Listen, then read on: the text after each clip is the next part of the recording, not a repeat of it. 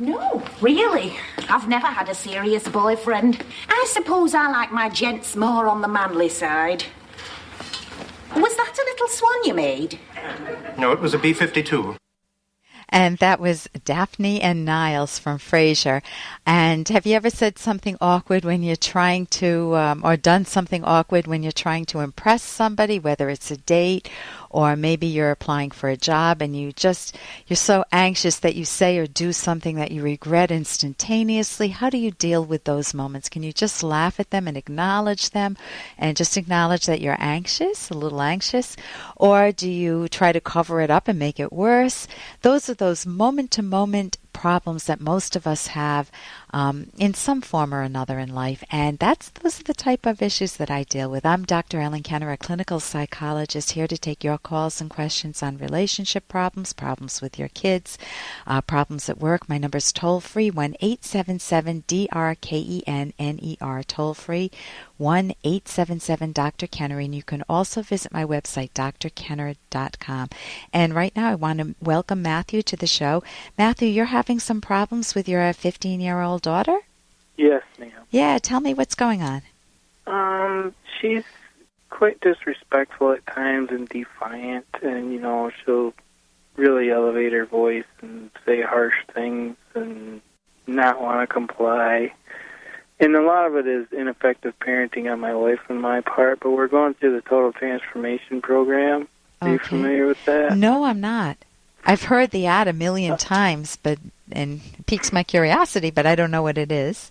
Yeah, it basically talks about, effective parenting and techniques, and then how to teach your kids to learn good behaviors, and so what does it say how about to problem solve. If she's being disrespectful or defiant, what advice does it give you? Does the program give you? It says to make sure that you basically set down the parameters of what's expected and that there are consequences and that you follow through, and that you don't renegotiate and stuff like this when things are expected. Okay, so go ahead. We were wondering if kind of like some residential programs do behavioral modification. They start with scratch with the kid, they have one set or couple sets of clothes, and then they go from there to earn things.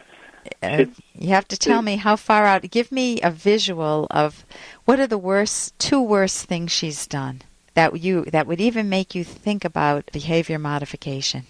What are the two worst things she's done? Or the ballpark. Two bad things. Two bad things.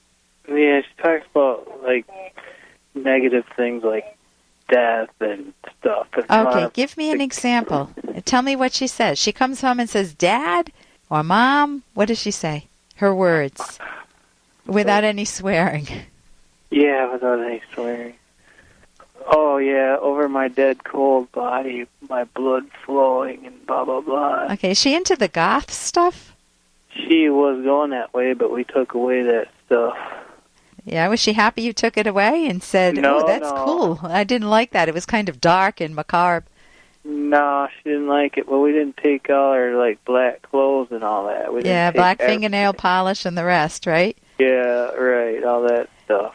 We're wondering if we should take her down to, we went and bought her a couple of nice tops with sleeves on them. She likes to wear sleeveless shirts all the time and stuff like that. And, tell me, she's 15 years old, she's disrespectful, and she got into the goth trend for a little bit. She was going that way. And you're turning her around. You can turn her around by motivating her.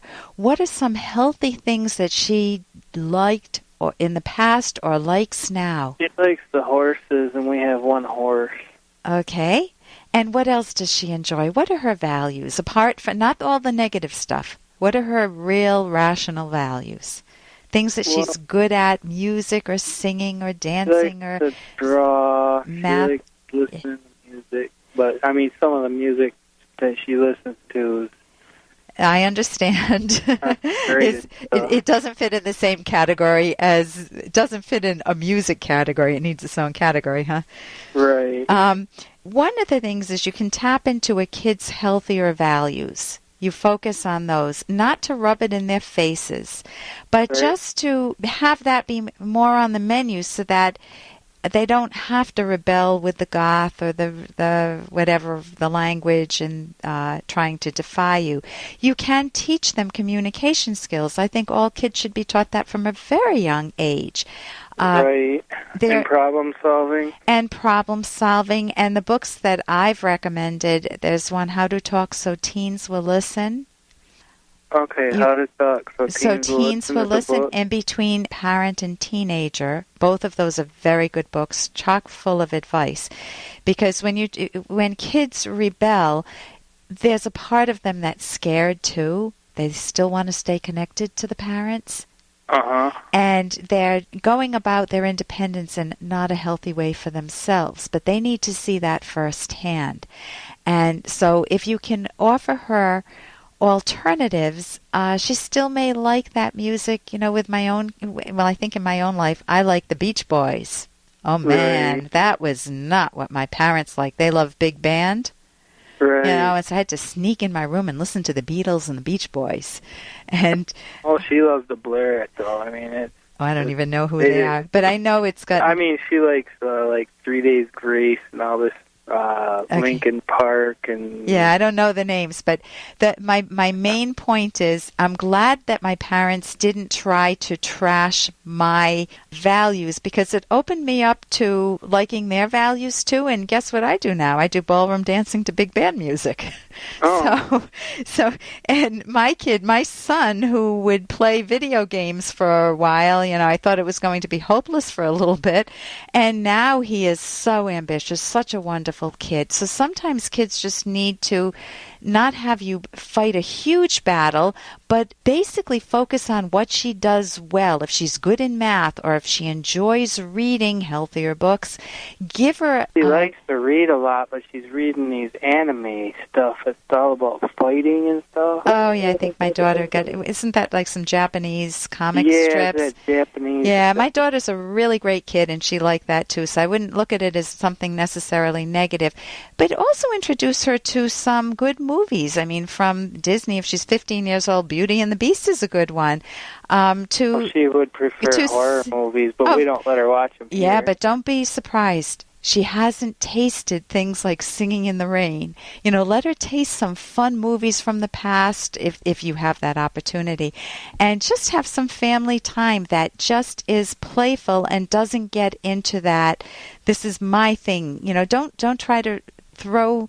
It doesn't sound like she's done anything really bad except for had some bad taste and some bad language, which isn't great, but you want to encourage more grace and nuance in her language. And I highly recommend those books. You can go to my website, drkenner.com, and look up the books by Adele Faber and Elaine Maslish. Thank you so much for your call, and I wish you some happy moments with her, many. Thank you so much. Oh, you're welcome. I'm Dr. Ellen Kenner on the Rational Basis of Happiness. Your future hasn't been written yet. No one's has. Your future is whatever you make it. So make it a good one.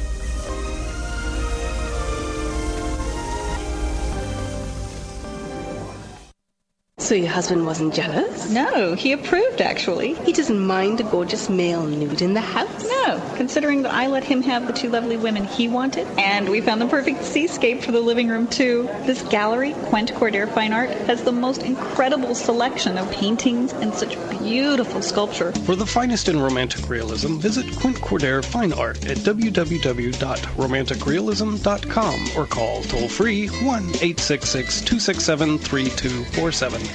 Here's an excerpt from The Selfish Path to Romance, the Serious Romance Guidebook by clinical psychologist Dr. Ellen Kenner and co-author Dr. Edwin Locke. Here is a common mistake that is certain to make resolving a disagreement much more difficult, if not impossible. Do not make the mistake of listening intently, agreeing to correct the problem, and then doing nothing about it. This shows a lack of integrity, and you won't get away with it. All your future promises will be viewed as suspect, if not meaningless. You will be seen as someone with poor character. In contrast, if you agree to correct a problem and follow through, you will feel better about yourself, and you will have a much better chance of rescuing your relationship. You can download Chapter 1 for free by going to drkenner.com. And you can buy The Selfish Path to Romance at amazon.com.